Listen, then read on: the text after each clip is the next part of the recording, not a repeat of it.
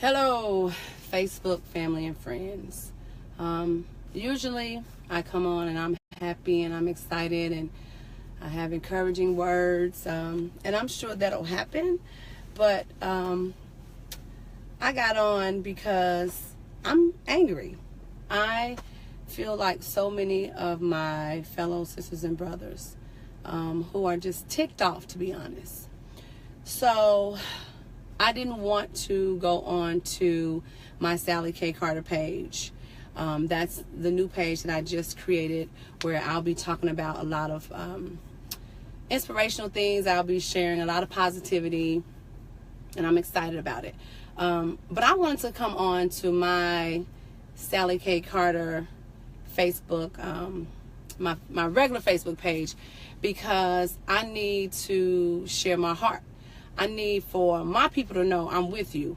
I have not said much about anything in the past few years, really, about current events and drama that's been going on with the last presidential election.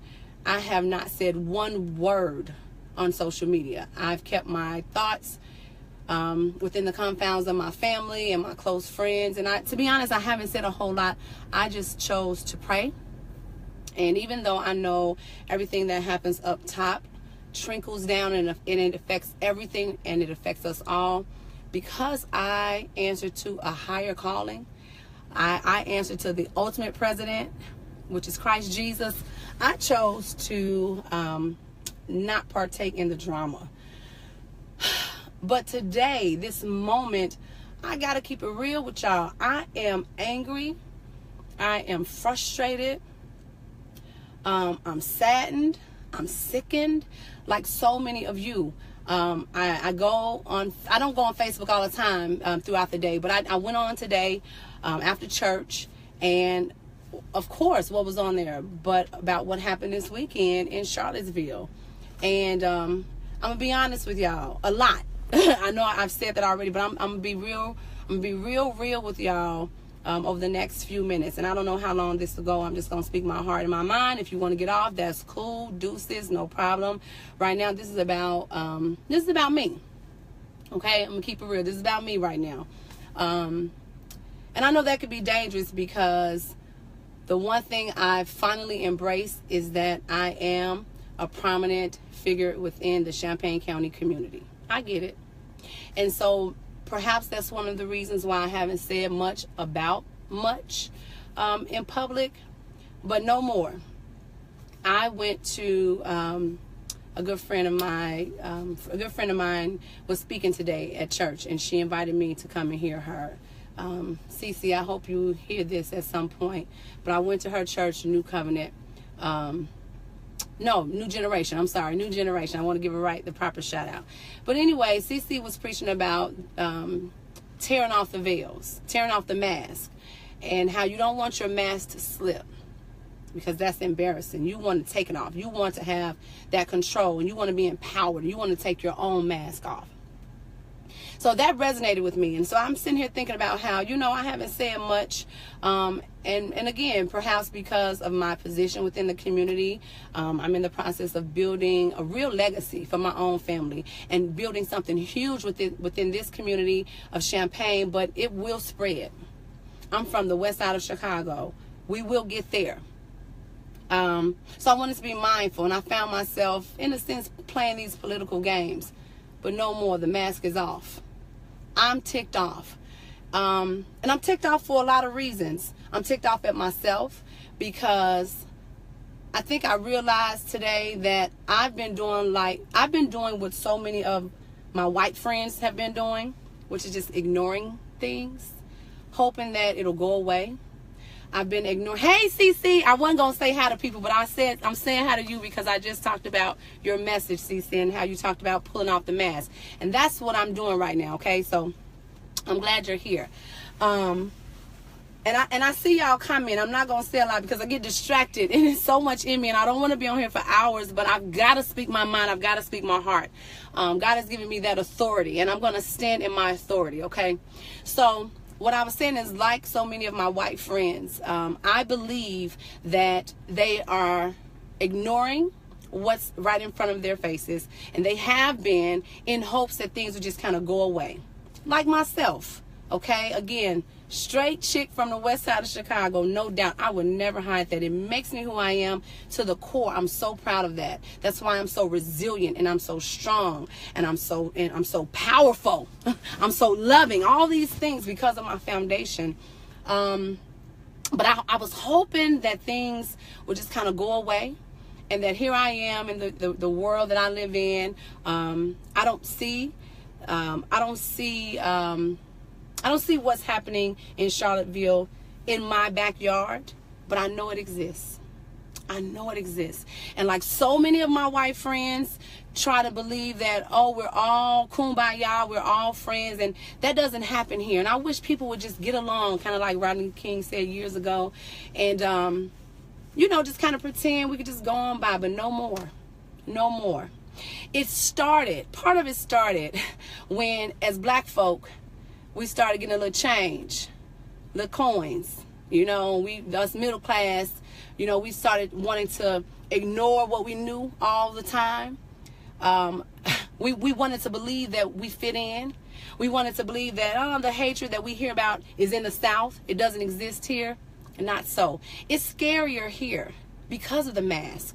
It's scarier here because the person that sits right next to you at work. It's scarier here because of the judge that you may stand before. It's scarier here because of law enforcement and teachers and educators sit right in your face and make you believe that they don't see color. But that's not true. And that's been a thorn in me for so long, and I never really said much about it unless I was in my own platform. But let me go live and say that is a bold-faced lie. And black people, people of color, do not allow anybody to tell you they do not see color. Number one, it is a lie. And number two, to deny someone's outer identity means you are denying who they are as a person. When you first see me and you don't know who I am, you don't know my name, you don't know my stature, you don't know my background, you see a black woman. You see a black first, then woman. Then you learn everything else about me. So come on, y'all, stop it. Stop it. Stop acting like we're all just so kumbaya. It's not true. Now listen. Come on now, let's keep it real. Not everybody is out to get us. Let's stop that too. Not every white person wants to kill a black person, and not every black person wants to kill a white person. That's not true. That is the propaganda that the media feeds us. Stop it. Stop it.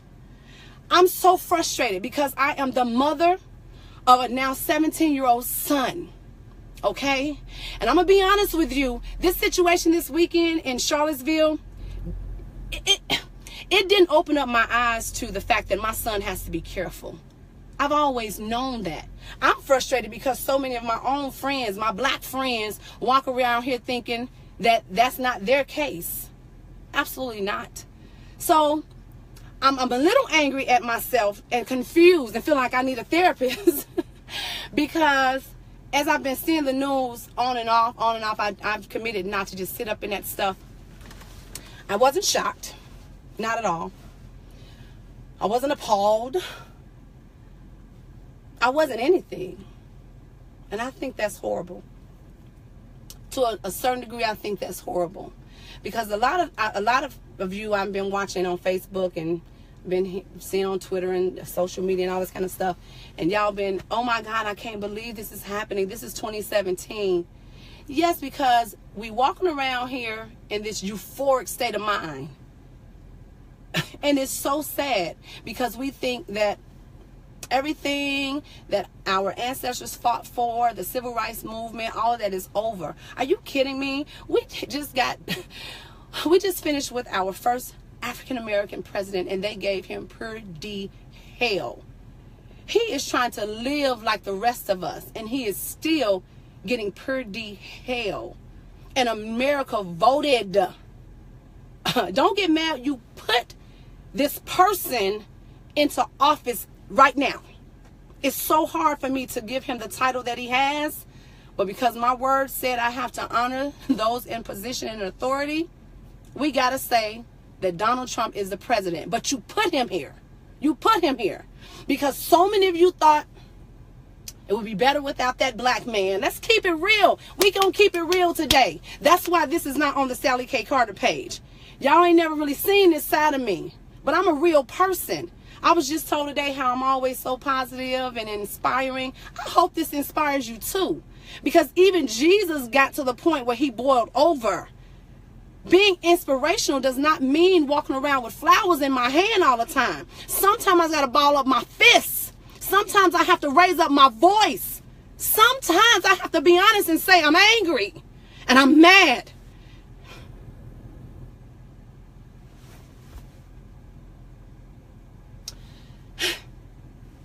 But here's the question. What do we do about it? What do we do about it? I asked my son, how did he feel? And he kind of was like, because he's had some experiences right here in Champaign County. Yes, his mother is in education. Yes, his father is the police. But we are black first. So I've been having these conversations with my children since itty bitty. This ain't new to us. But it was a little disheartening when my son felt that he would prefer to go the Malcolm X route. That he said he read somewhere that even Dr. King had wished he wasn't always so positive and nonviolent. And my son asked me, what do we do? And I could not answer him.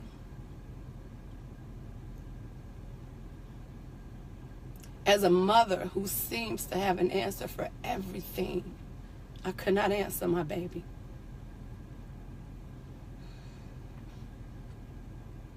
I could not answer my 17-year-old black young man who I know will be leaving off to college in a few years, next year, or whatever he chooses. I'm grooming him. I'm trying to prepare him. But how can I really prepare him? Who prepared us? Who's with us now? And even in my frustration right now, I have to stand on what I know to be true, which is the word. Even that feels difficult right now, but I'm committed to trusting God.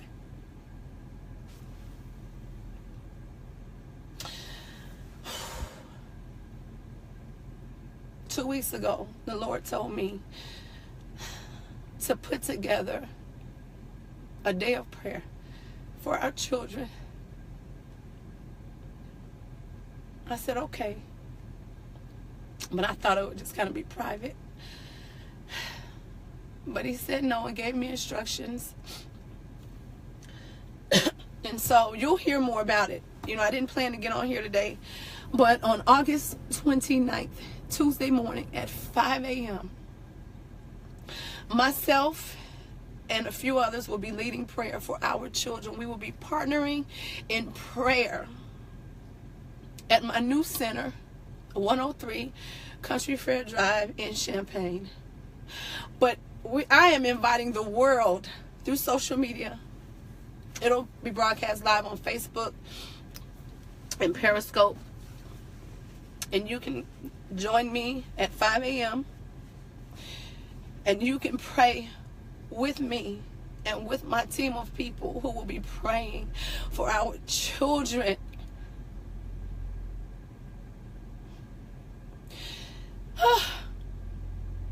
My heart is for our children.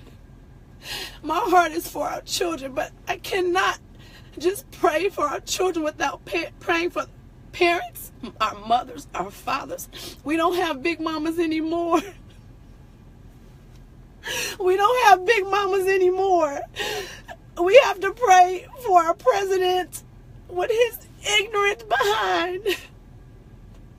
With his ignorant behind. Who we know could care less about us because he does not see us as human. But oh my God, I have got to stand on the word of God that says, if my people who are called by my name would humble themselves and turn from their wicked ways, then shall God hear us. If you are not a believer, I'm not talking to you. If you don't consider yourself one of God's people, I'm not talking to you. I'm talking to God's people. We can be mad. We can be angry. We can be frustrated. We can be all those things. We can shed a tear. We can shed many. But at the end of the day, the answer is on our knees. We have got to go down so that God can lift us up. That is the only way. It's so easy to want to grab a Uzi, grab a gun, and shoot back.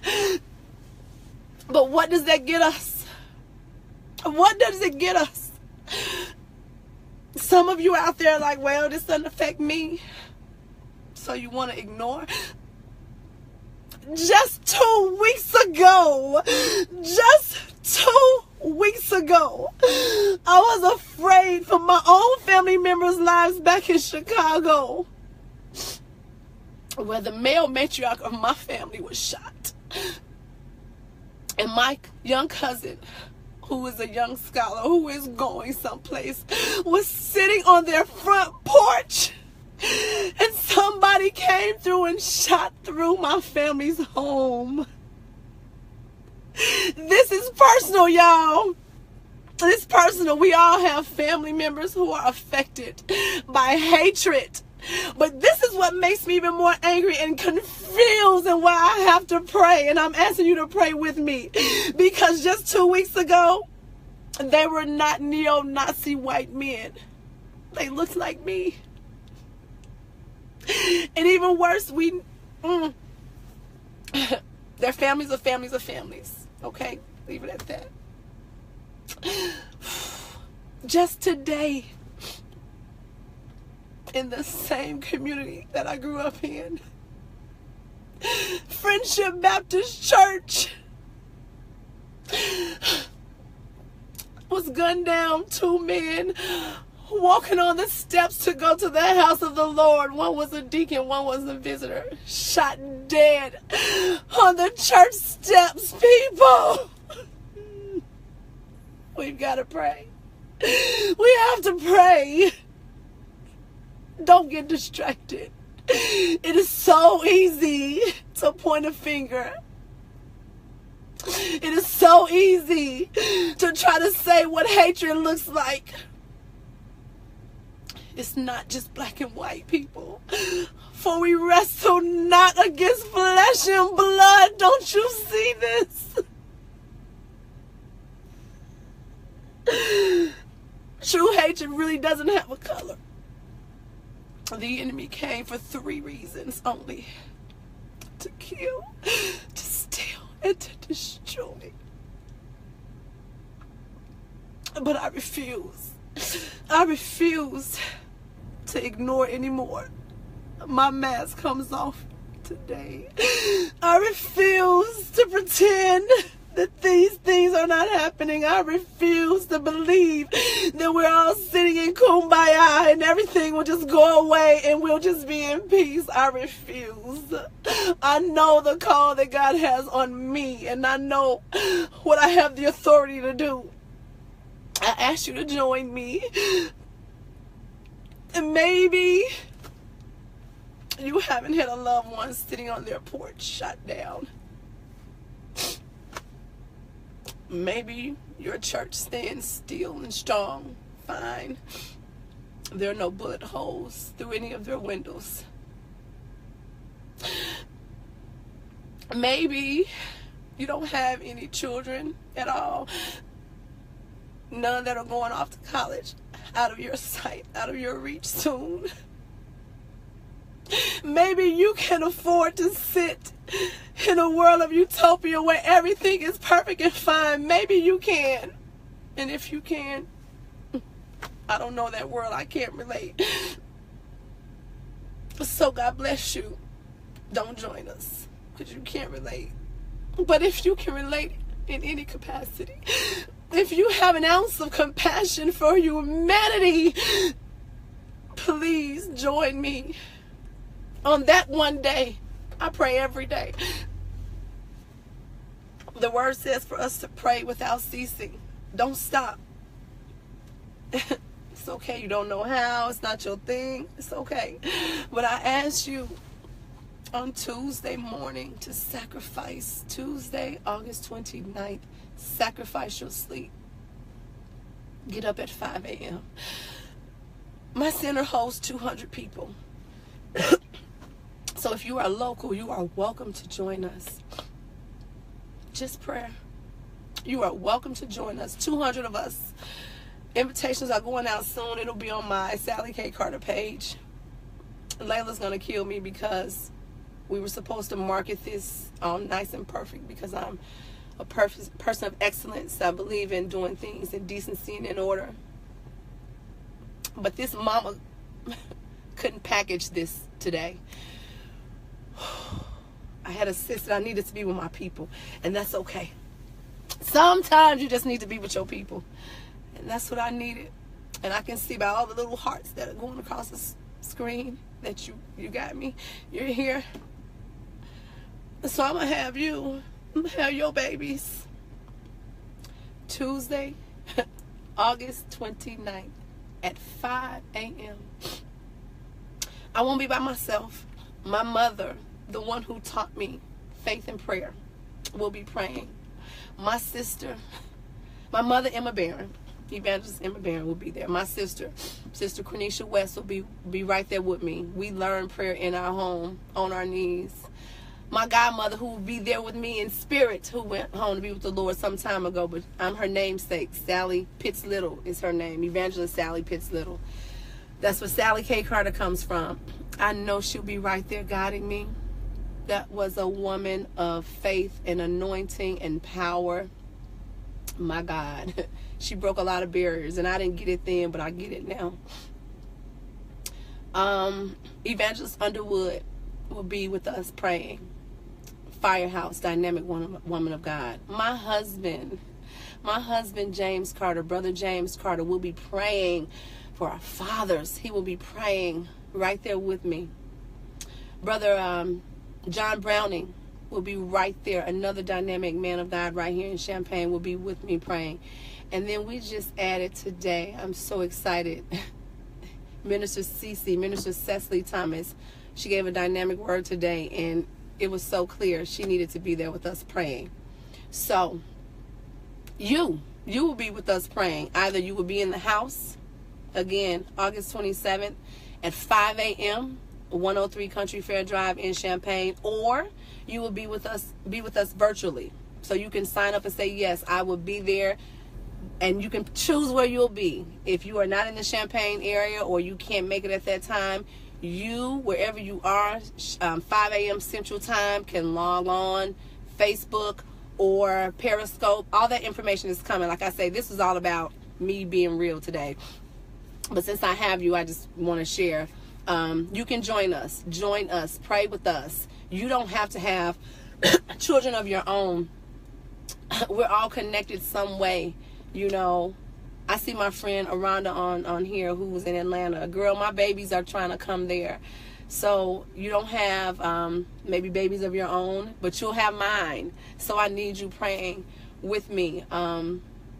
Steve, I see you on here. Joey, I know you in Chicago. I know you got my back. I know you praying. I know you got 2 of your own. But so many more that you love on and care for. Your nieces and nephews. You're the best aunt ever. But the babies at the church. So many people I see on here. So whether you have children of your own or not, we are all a part of this one nation. We are a part of one community. And so we have to come together. I love you all. I'm so glad you allowed me this opportunity and this space to be me. To be me. Unapologetically to be me. That's it. I'll see y'all Tuesday. See y'all Tuesday. Take care. I don't even know how to turn this off either. I haven't been on here so long. It's funny. Oh.